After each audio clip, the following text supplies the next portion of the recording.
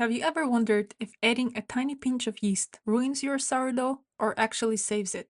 Today I bake pure sourdough and hybrid in controlled comparison. We'll compare the rise, the crumb, the flavor, and I will tell you which one I would serve to guests and why. For this recipe, I am going to use 125 grams of Levain, 50% of whole wheat flour, and 50% of strong bread flour. And both loaves will go through long fermentation process for better digestion. For this recipe, I am mixing everything by hand in a bowl, but you can totally use mixer to mix all ingredients together and do some stretches later. For this initial mix, just make sure there's no dry lumps and no dry flour left and cover the bowl to rest for 60 minutes.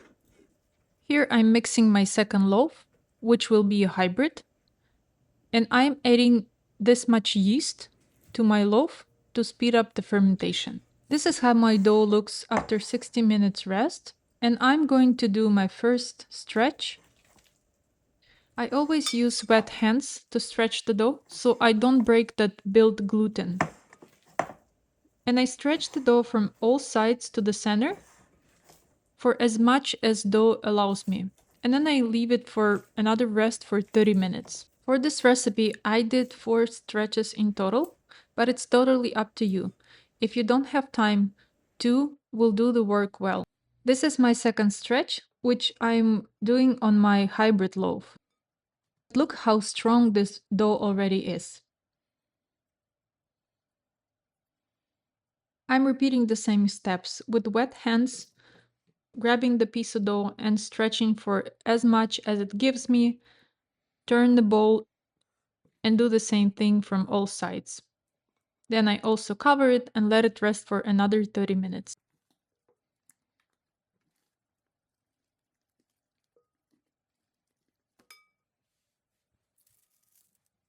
Here's my dough after another 30 minutes, and this is my pure loaf. I still wanted to show you this step since fermentation already started. So when I touch the dough, I feel those bubbles inside. So regular stretches will actually harm the dough at this moment.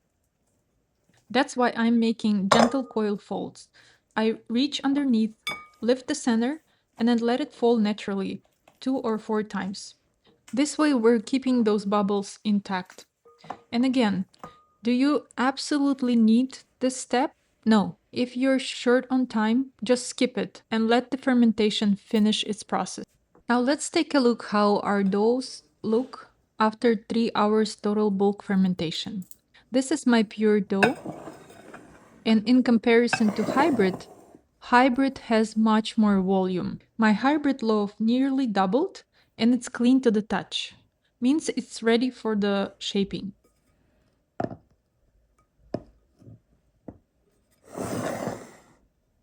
My pure loaf still feels sticky to the touch, so it definitely needs more time for fermentation. Since my hybrid dough is ready for shaping, I'm going to start with pre-shape first. I'm using flour on top and scraper to make sure that no dough sticks to the bowl or table. And then I'm simply making a rough round from this dough. And next I let this dough to rest for 15 minutes before we move on to final shaping.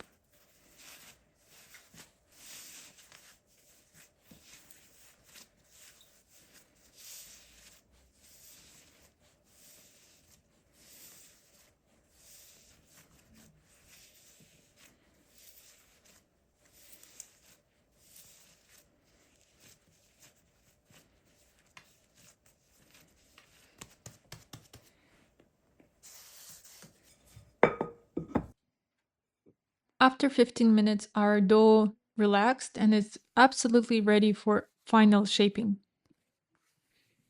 I am going to make the shape of batard or just oval loaves from this dough. I'm sure you've seen this many times, but just as a reminder, be gentle to your dough and don't break those bubbles that were built during fermentation.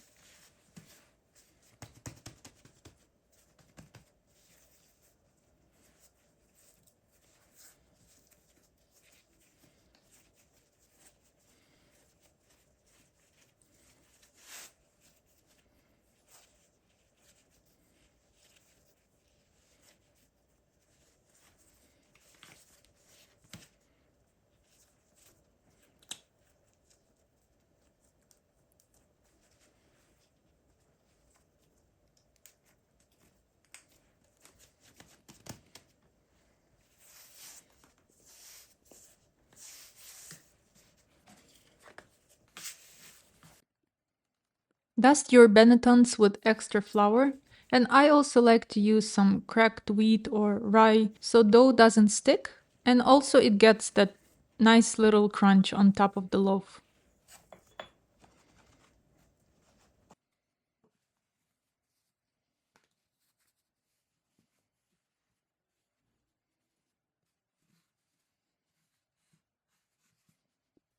My hybrid loaf is ready for its final fridge rise, so I'm moving it to a fridge to rise overnight.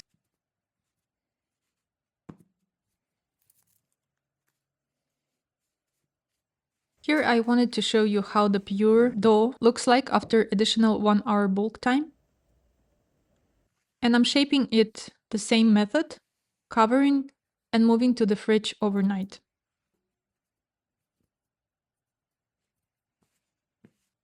This is about noon time the next day. I took out my loaves from the fridge. This is hybrid. It has risen very well.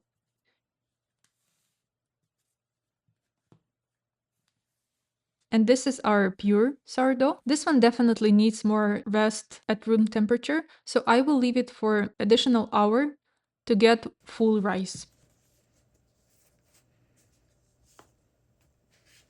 Hybrid bakes first. My oven preheated to 500 Fahrenheit or 260 Celsius with Dutch oven for 1 hour.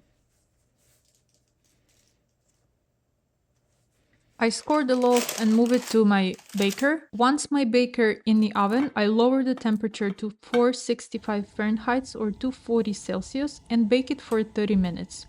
And this is how my loaf looks after 30 minutes. And this is another look on a completely baked loaf. This is our pure loaf. Following the same process, scoring, loading this loaf to a baker, and let it bake for 30 minutes covered and the rest of the time uncovered in my oven.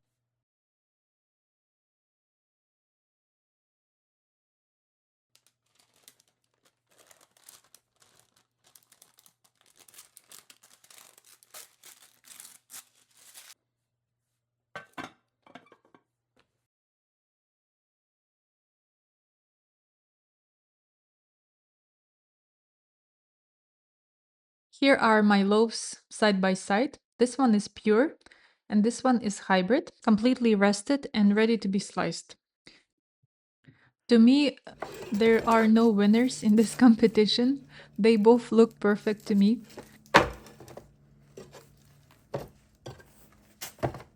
Moving my camera closer so you can see both loaves very close. The first one was hybrid loaf, and this one is pure. Pure has really nice round belly. That's really pretty.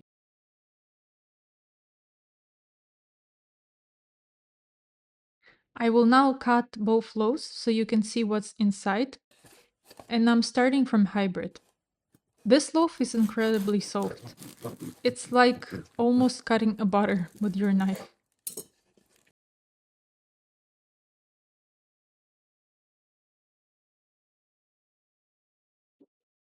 Next, I am cutting my pure sourdough. Pure sourdough is as soft as the hybrid.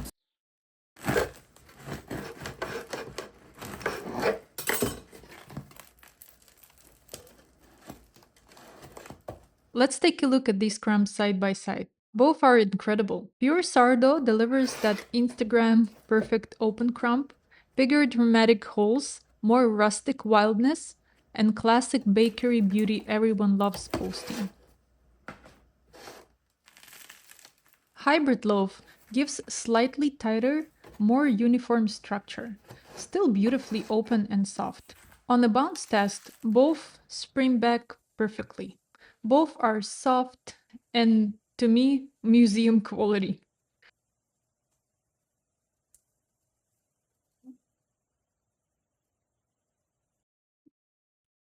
Pure sourdough delivers that traditional wild yeast complexity. Hybrid saves time and it's perfect for busy schedules. Both methods benefit from nearly 20-hour total fermentation. I will happily serve either to my guests. And how about you? Hybrid or pure? Let me know in the comments.